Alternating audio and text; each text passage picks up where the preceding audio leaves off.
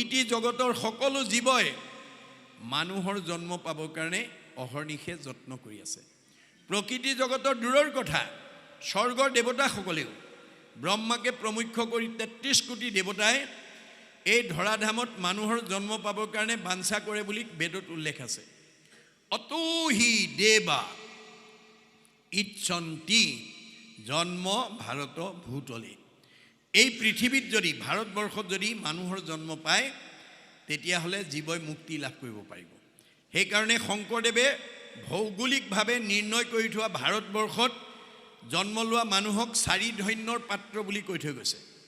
ধন্য ধন্য কলিকাল, ধন্য নৰ তনুভাল, ধন্য ধন্য ভাৰত বৰিষে, ধন্য ধন্য ৰাম নাম।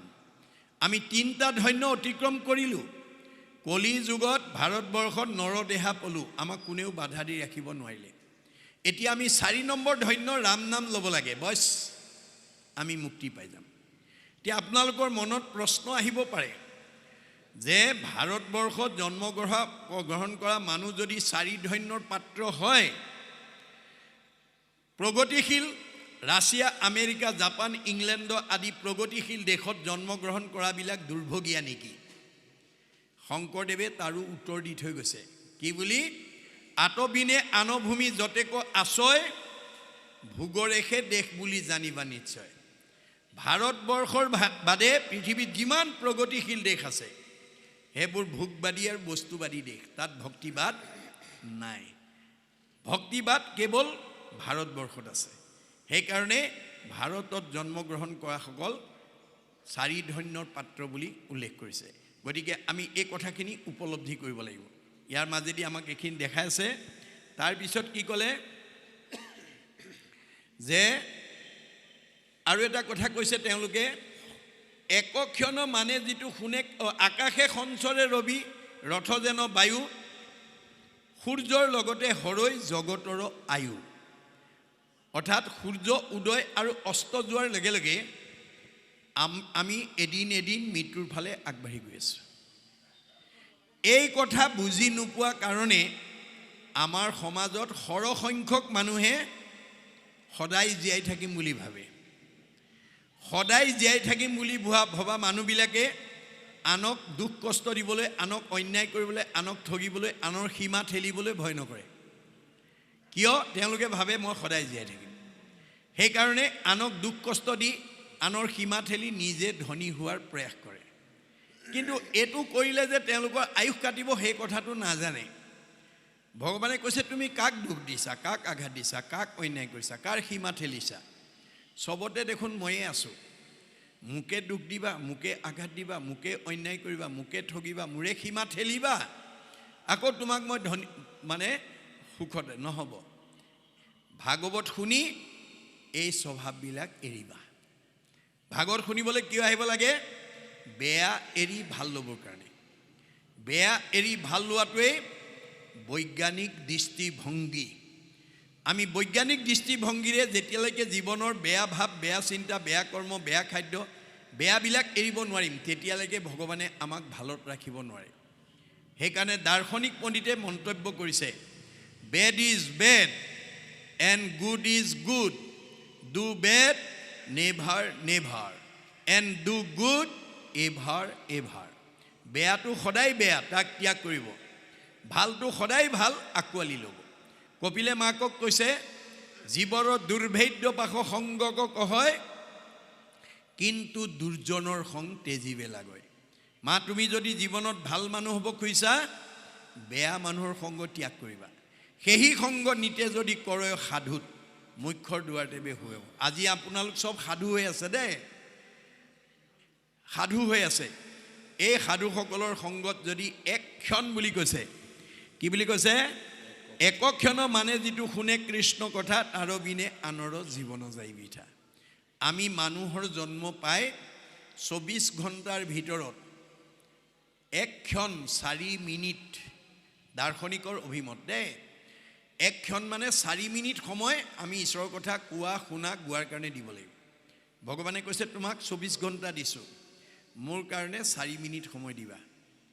আজি এই কথাটো নজনাৰ কাৰণে আমাৰ সমাজত বহু মানুহ 4 মিনিট সময়ো ঈশ্বৰৰ কথা শুনিবৰ কাৰণে জানিবৰ কাৰণে বুজিবৰ কাৰণে ঈশ্বৰৰ কৰ্ম কৰিবৰ কাৰণে সময় নাই সেই স্বভাৱৰ মানুহৰ অৱস্থা কি হ'ব অৰ্জুনক উদ্দেশ্যি কৈছে আৰু হেৰা শুনা তুমি একবিনে নহো দুই অবিদ্যা মায়াত ভিন্ন দেখি অৰ্জুন তুমিয়ে ময়ে একেটাই মায়াত থকাৰ কাৰণে মানুহে আমাক দুটা দুটা বুলি ভাবে মূৰ অংশ জীৱ তুমি মই আত্মা অন্তৰ্যামী এহি হেতু তুমি মই সখী তুমি মোৰ অংশ জীৱ অৰ্জুন সেই কাৰণে তুমিয়ে ময়ে সখী তে অৰ্জুনৰ লগত যদি সখী আমাৰ লগত সখী হয় নে নহয় আমি তেওঁৰে অংশ জীৱ হয় নে নহয় হয় আমাৰ লগতো সখী সেইকাৰণে কৈছে সাৰথিৰ কহু ভেদ লোৱা তাৰ পৰিছেদ আনে নজানয় মহামতি যিগোটা যে মহাৰথী ৰথেশ্বৰী কৰা গতি ৰথপোনো চলাৱে সাৰথী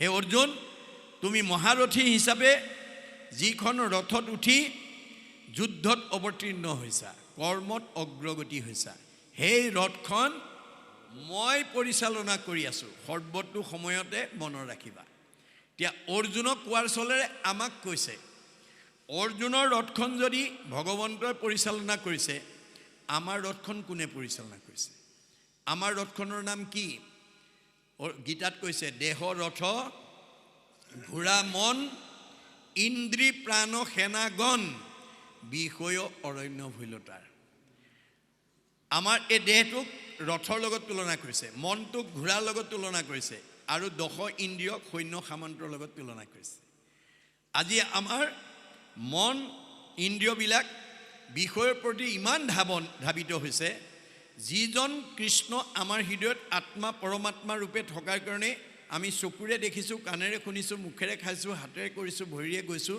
অৰ্থাৎ জীয়া মানুহ হৈ আছোঁ অথচ সেইজনৰ কথা শুনিবলৈ সেইজনৰ কথা ভাবিবলৈ সেইজনৰ কৰ্ম কৰিবলৈ সেইজনৰ স্থানলৈ যাবলৈ আমাৰ সময় নাই তেতিয়া আমাৰ ৰথখন ভালে নচলিব দেই কেনেকৈ হ'ব অৰ্শ গুল্ম পিত্ৰ কেঁচুমূৰীয়া মূৰৰ বিষ পেটৰ বিষ দাঁতৰ বিষ কঁকাল বিষ ভৰি বিষ কাৰ কি আছে আৰু আপোনালোকৰ শৰীৰত যদি কাৰোবাৰ বেমাৰ আজাৰ হৈছে তাৰ কাৰণে মনক দায়ী কৰিছে ভাগৱতে মনে পাপ কৰে যায় লাগয় জীৱত সেইকাৰণে জীৱে দুখ ভুঞ্জে সংসাৰত আজি মনক সদাচাৰ কৰিব নোৱাৰাৰ কাৰণে আজিৰ দৰে ভাগৱত অনুষ্ঠান নুশুনাৰ কাৰণে মনৰ কবলত পৰি আমাৰ বহুত উঠি অহা প্ৰজন্মই নাখাবলগীয়া খাইছে নকৰিবলগীয়া কাম কৰিছে নাযাবলগীয়ালৈ গৈছে যাৰ কাৰণে ভগৱন্তই দিয়া 100 বছৰ ভোগ কৰিবলৈ নোপোৱাকৈ আমাৰ মাজৰ পৰা বিদায় লৈছে কিন্তু আজিৰ দৰে যদি আমাৰ উঠি অহা প্ৰজন্মই ভাগৱত শুনে বুজে আৰু মানে তেতিয়াহ'লে 100 বছৰ আগত যাব নালাগে বেমাৰ আজাৰ হ'ব নোৱাৰে মন আনন্দত থাকিব কমনীয়তা বাঢ়িব পৰমায়ুস বাঢ়িব গতিকে আমি যদি এইখিনিৰ পৰা আঁতৰি থাকোঁ তেতিয়াহ'লে আমাৰ শৰীৰলৈ বেমাৰ আজাৰ আহিব কিমান 84 জুনি 84 নৰক কোনে ভুগিব দেহে ভুগিব কেতিয়া জীয়াই থাকোঁতে মহাপুৰুষ মানে গুৰুজনাৰ লগতে দাৰ্শনিক পণ্ডিতে ইয়াৰ সমীক্ষা দিছে যে আমাৰ নিজৰ শৰীৰটো নিজৰ হাতেৰে জুখি চালে 3.5 হাত হয় আপোনালোকে চাব প্ৰমাণটো নিজৰ হাতেৰে নিজৰ শৰীৰটো জুখিলে 3.5 হাত হয়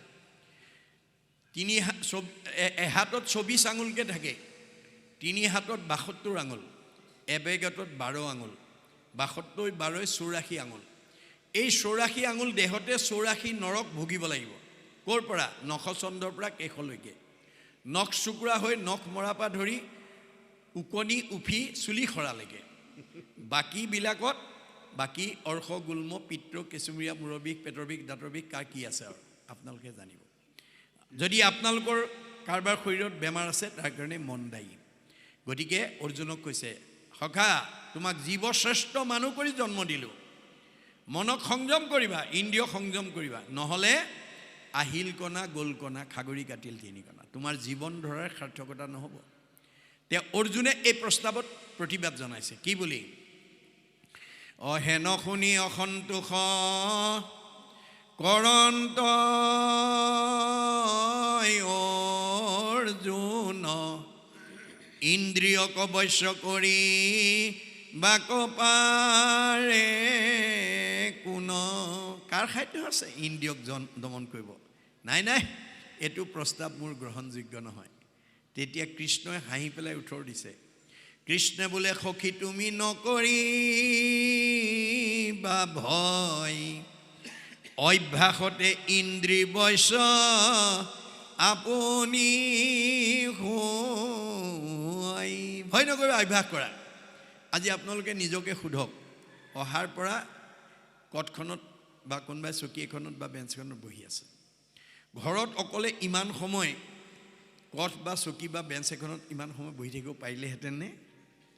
নোৱাৰে। আজি কোনে বহাইছে, কিয় বহিছে? আমাৰ বেদত কৈছে, স পৰম অনুৰক্তি ঈশ্বৰী ভক্তি। আজি আপোনালোক যিসকলে বহি আছে, ভাগৱতৰ কথা জানিবৰ কাৰণে, বুজিবৰ কাৰণে এটা আগ্ৰহ লৈ বহি আছে। এই আগ্ৰহে আমাক 6টা প্ৰমোচন দিব দেই। প্ৰথম স্কন্ধ ভাগৱততে কৈছে, আগ্ৰহ, ৰতি, প্ৰীতি, ভক্তি, শান্তি, 6 নম্বৰত মুক্তি। আমাৰ জীৱটো আজিৰ নিচিনা অৱস্থালৈ আহিবই লাগিব। এই জন্মত নহয়, পিছৰ জন্মত নহয়, কোটি জন্মত নহালৈকে 3টা লেয়াৰত ঘূৰি থাকিব। টপস্ফিয়াৰ, টেটস্ফিয়াৰ, আইনস্ফিয়াৰৰ তলত ঘূৰি থাকিব লাগিব, গতি পাব নোৱাৰে। মনত ৰাখিব কথাটো। গতিকে অভ্যাসৰ দ্বাৰা তুমি অভ্যাস কৰা, আৰু এক ক্ষণ, বেছি নহয় 4 মিনিট। এই কথাটো আমি নুবুজাটো দূৰৰ কথা, অৰ্জুনেও বুজি পোৱা নাছিলে। এদিন অৰ্জুনক সংস্কাৰ কৰিবৰ কাৰণে তাৎক্ষণিকভাৱে তেওঁ কৰ্ম আঁচনি লৈ অৰ্জুনক প্ৰশ্ন কৰিলে, সখা, প্ৰভু, তুমি বাৰু জীৱনত কেতিয়াবা সঁচা কঠীয়া গাঁও দেখিছানে? অৰ্জুনে ক'লে, সঁচা কঠীয়া গাঁও আছে নেকি? আছেতো আকৌ। তুমি দেখিছানে নাই? বোলে দেখা নাই। চাব খোজা নেকি? বোলে খোজো। উঠা, ৰথত উঠা। অৰ্জুনক ৰথত উঠাই লৈ সঁচা কঠীয়া গাঁৱৰ ফালে তীব্ৰ বেগে ৰথ এৰি দিছে। কিছু দূৰ যোৱাৰ পিছতেই সঁচা কঠীয়া গাঁৱৰ পৰা এজন আলৰ বুঢ়া হাতত লাখুটি লৈ থৰক বৰককৈ আহি আছে। কৃষ্ণই অৰ্জুনক ক'লে, সখা, সেই বৃদ্ধগৰাকী দেখিছানে? বোলে দেখিছোঁ। ইমান বৃদ্ধ কালত হাতত লাখুটি লৈ থৰক বৰককৈ তেওঁ কোনফালে যায় তুমি সুধিবাচোন। বোলে ওচৰ পালে ৰথ ৰাখি দিবা। মই ৰথ ৰাখি দিম। বুঢ়াৰ ওচৰ পোৱাৰ লগে লগে ৰথ ৰাখি দিলে আৰু ক'লে, সোধাচোন ক'ত যায়? ককা, বোপা, তুমি ইমান বৃদ্ধ বয়সত হাতত লাখুটি লৈ থৰক বৰককৈ কোনফালে যোৱা? বোপাই, মই সাধুৰ সংগলৈ যাওঁ। সাধুৰ সংগলৈ? বোলে হয়। কৃষ্ণ ক'লে, বয়স কিমান হৈছে সোধাচোন। ককা, আপোনাৰ বাৰু বয়স কিমান হৈছে? বোপা, সঁচা কথা ক'বলৈ গ'লে মোৰ বয়স মাত্ৰ 5 বছৰ। অৰ্জুনে ৰথৰ ওপৰতে জঁপিয়াই উঠিলে। হেৰা সখা, এইজনে নেকি সঁচা কঠীয়া গাঁৱৰ আচল বুঢ়া? দেখোঁতেই শীতল পিঠিতেই কাই, এওঁক দেখাতে 80-85 বছৰ বুঢ়া, আৰু মাত্ৰ 5 বছৰ বুলি ক'লে, আৰু সেইজনকে তুমি সঁচা কঠীয়া গাঁৱৰ আচল বুঢ়া বুলি স্বীকৃতি দিলা। ভিতৰৰ সোপাই কি ক'ব আৰু মোক দেখুৱাবগৈ নালাগে, ইয়াৰ পৰাই ৰথখন ঘূৰোৱা। তে কৃষ্ণই হাঁহি পেলাই, ৰ'বাচোন, ৰ'বা সখী, ধৈৰ্য ধৰা। কিয় তেনেকৈ ক'লে সোধাচোন। ককা, অকণমান ৰ'বচোন। বোপাই, কি হ'ল? মোৰ সংশয় হৈছে। কি সংশয়? তোমাকতো দেখাত 80-85 বছৰ বুঢ়া যেন লাগিছে, তুমি মাত্ৰ 5 বছৰ বুলি ক'লা। বোপা, ৰহস্য আছে। ৰহস্য বোলে হয়, ভেদ কৰা হওকচোন। তুমি ভবাৰ দৰে মোৰ জন্মগত বয়স 85 বছৰ সঁচা, কিন্তু ভাগৱতত ভগৱন্তই কৈছে, একক্ষণ মানে যিটো শুনে কৃষ্ণ কথা, তাৰ বিনে আনৰ জীৱন যায় বৃথা। মই বিগত 80টা বছৰ ঈশ্বৰত শৰণ ভজন নোলোৱাকৈ, সাধুৰ সংগত গৈ কৃষ্ণ কথা নুশুনাকৈ, কেৱল পৰিয়াল পোহপাল দিয়া আৰু ইন্দ্ৰিয় সুখভোগৰ কাৰণে কৰ্ম কৰোঁতে মোৰ 80টা বছৰ পাৰ হ'ল। ভগৱন্তত শৰণ ভজন লৈ ভকতৰ সংগত গৈ ঈশ্বৰৰ কথা শুনা মোৰ মাত্ৰ 5 বছৰ হৈছে। এই সঁচা হিচাপটোহে মই তোমাক দিছোঁ, বৃথা হিচাপটো দিয়া নাই। তেতিয়াহে অৰ্জুনৰ দিব্য চক্ষু মুকল খাইছে। ভগৱানে আমাৰ আয়ুসটো আচলতে কোন দিনাৰ পৰা হিচাবলৈ আনে। মাধৱদেৱে ঘোষাত লিখিছে, হৰিপদ সেৱা নকৰে নিমিত্তে, মায়ায়ে বান্ধি ফুৰাৱে, তাৱত মায়াক নকৰে ৰহিত, শৰণ নলৱে যাৱে।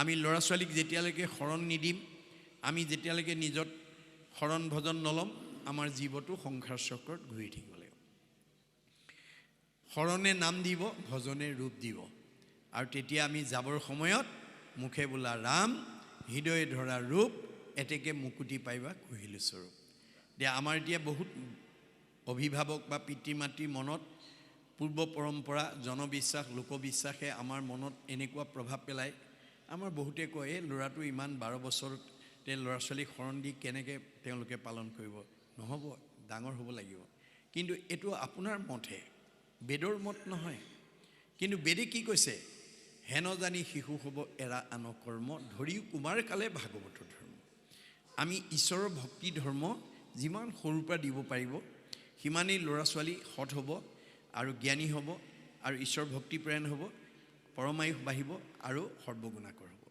এই কথাবিলাক আমাক ভাগৱতে কৈছে এইখিনি আমি যাতে উঠি অহা প্ৰজন্মৰ মাজত বিলাই দিব পাৰোঁ তাৰ প্ৰতি আমি গুৰুত্ব দিব লাগিব তাৰ পিছত 28,000 ঋষিয়ে কৈছে আৰু এটা কথা কি বুলি কৃষ্ণত অৰ্পিয়া আমি কৰো কৰ্ম যত তাতো নানা বিঘিনি আছে জানিলো মনত যে আমি যজ্ঞ কৰিছিলোঁ কৃষ্ণত অৰ্পণ কৰিয়ে কৰিছিলোঁ তথাপিতো ইয়াত বিঘিনি দেখা পালোঁ কিয় আন ধৰ্মবিলাক যাগ যজ্ঞ পূজা পাতলকে প্ৰমুখ্য কৰি অন্য ধৰ্মবিলাকত নিয়ম নীতি বান্ধি থৈছে বৰ্ণাশ্ৰমত ধৰ্মযত যাৰ যেন বিধি আছে তাৰেহে কেৱলে অধিকাৰ হৰি নাম কীৰ্তনত নাহিকে নিয়ম একো এতেকেহে ধৰ্ম মাজে সাৰ যে ভগৱন্তৰ নামত কোনো নিয়ম বন্ধা নাই কিন্তু আনবিলাক ধৰ্মত নিয়ম বান্ধি থোৱা আছে স্থান কাল পাত্ৰ দ্ৰব্য মন্ত্ৰ নিমিত্ত এতিয়া কলি যুগত ঈশ্বৰৰ নাম ল'ব লাগিছিল তেওঁলোকে যজ্ঞ কৰিছে এটো যুগ ধৰ্ম নহয় সেইকাৰণে বিফল হৈ গ'ল এই কথাটো তেওঁলোকে অনুভৱ কৰিছে তাৰ পিছত কৈছে এতেকে পিয়ায়ু কৃষ্ণ চৰিত্ৰ অমৃত শ্ৰৱণ মাত্ৰকে যেন হওঁ কীৰ্তকীত তেতিয়া তুমি কৃষ্ণৰ চৰিত্ৰ শুনোৱা আমি যাতে শুনি কীৰ্তকীত হ'ব পাৰোঁ জাগ যুগ যজ্ঞ কৰি দুখ পাইলোঁ মাত্ৰ আবে কহিউক মহাভাগৱতৰ শাস্ত্ৰ এয়া 28,000 ঋষিয়ে স্বীকাৰ কৰিছে দেই বেদজ্ঞ শাস্ত্ৰজ্ঞ যে কলি যুগত যাগ যজ্ঞ কোনোবাই কৰিব পাৰিব কিন্তু ফল নাপাব পূজা পাতিব পাৰিব ফল নাপাব কলিত শৰীৰ কীৰ্তন এৰিয়া অন্যত্ৰ ধৰ্ম আচৰে মিছাতে কেৱলে শ্ৰম মাত্ৰ পাৱে একোৱে ফল নধৰে কলি যুগত যাগ যজ্ঞ পূজা কৰিব পাৰিব কাৰোবাৰ শক্তি আছে সামৰ্থ্য আছে পাৰিব আৰু আমাক গুৰুজনে কৈছে তুমি পৰৰ ধৰ্মক নিন্দা নকৰিবা পৰৰ ধৰ্মক নিহিংসিবা কদাচিত কৰিবা ভূতকদায়ে সকলো নচিত শৈৱ শান্ত চিত্ত সৰ্ব ধৰ্মত বৎসল এই ভাগৱত ধৰ্ম জানা মহাবল ভাগৱত ধৰ্মই কৈছে আপোনাৰ আৰু মোৰ মাজত আত্মদৃষ্টিত পাৰ্থক্য নাই মই আজি এই বান্দৰ মাৰি নে পাৰি বান্দৰ মাৰি গাঁৱত ৰাইজৰ লগত মোৰ তেজৰ সম্পৰ্ক নাই কিন্তু আত্মাৰ সম্পৰ্ক আছে গতিকে আপোনালোকৰ গাঁৱৰ কোনোবা লোকে যদি ভুল পথে যোৱা দেখোঁ মই একে আত্মা একে ঈশ্বৰৰ অংশ জীৱ হিচাপে আঙুলিয়াই থৈ যাব লাগে কৈ থৈ যাব লাগে সঁচাটো কৈ দিব লাগে মানিলে তৰিব নামানিলে মৰিব আপুনি মইনো কোন ভগৱন্তৰ সখী অৰ্জুনেও এদিন কৈছিল গুৰু ভগৱন্তক যে তুমি চব নামতেই হয় বুলি কৈ আছা তপ জপ যাগ যজ্ঞ হোমব্ৰত মিছা নেকি তেতিয়া কৃষ্ণই হাঁহি পেলাই ক'লে সখী তাৰ সত্যতা আছে তাৰ সত্যতা সেই ঠাইতহে থাকিব য'ত সূৰ্যৰ পোহৰ নাই ত'তহে আন্ধাৰ থাকিব সূৰ্যৰ পোহৰ থকা ঠাইত যেনেকৈ আন্ধাৰ থাকিব নোৱাৰে তেনেকৈ সূৰ্যস্বৰূপ মোৰ নাম য'ত থাকিব তাত তপ জপ যাগ যজ্ঞৰ প্ৰয়োজন নাথাকে যত্য নাই মূৰ নাম সূৰ্যৰ উদয় তৈতেহে প্ৰকাশে তপ জপ যজ্ঞ ছয় বান্দৰমাৰী গাঁৱৰ ৰাইজে যদি গীতা ভাগৱত নপঢ়ে দশম কীৰ্তন ঘোষা নপঢ়ে ঈশ্বৰৰ নাম নলয় তেতিয়াহ'লে এইখন গাঁৱৰ মানুহে তপ জপ যজ্ঞ কৰিব লাগিব যদি ঈশ্বৰৰ নাম লৈছে তপ জপ যজ্ঞৰ প্ৰয়োজন নাই তথাপি প্ৰত্যয় যদি নাহিকে তোমাৰ কৰোতেবে শুনা হেৰা সত্য অংগীকাৰ তথাপি তুমি যদি বিশ্বাস নকৰা মই শপত খাই কওঁ শুনা সত্যে সত্যে সত্যে সত্যে সত্যে নিষ্ঠা মানি সত্যে সত্যে সত্যে সত্যে সত্যে বোলো বাণী কৌটি কৌটি পাপৰ নামেশে সংঘাৰক নাম বিনে নাহি সখী সংসাৰ তাৰক দশ সত্য কৰি মই দঢ়াইলোঁ তোমাক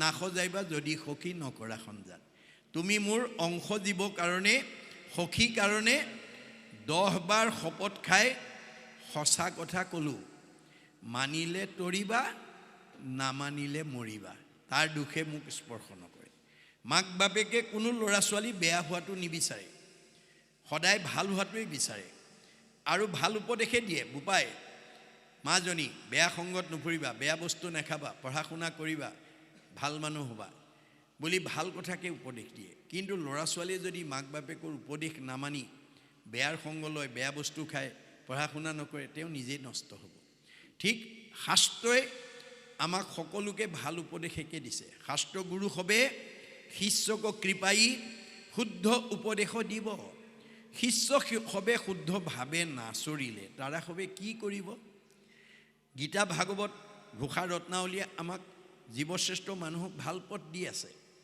কোনোবাই যদি নামানে তেওঁ নিজে মৰিব তাৰ কাৰণে শাস্ত্ৰ ভাগৱত জগৰীয়া নহয় এই কথা আমাক কৈছে তাৰ পিছত কৈছে এইটো নিশ্চিত কৰি দিলে যে জাগ যুগ কৰি দুখ পাইলোঁ মাত্ৰ আমি যাগযজ্ঞ কৰি কলি যুগত দুখ পালোঁ কষ্ট পালোঁ আবে কহিউগ মহাভাগৱতৰ শাস্ত্ৰ তুমি এতিয়া মহাভাগৱত শাস্ত্ৰ শুনাই আমাক কৃতাৰ্থ কৰা এয়া হৈছে 28,000 ঋষিৰ আহ্বান এই আহ্বান শুনাৰ পিছত কি কৰিলে আমি পৰৱৰ্তী পদমতে আকৌ আলোচনা কৰিম ভাও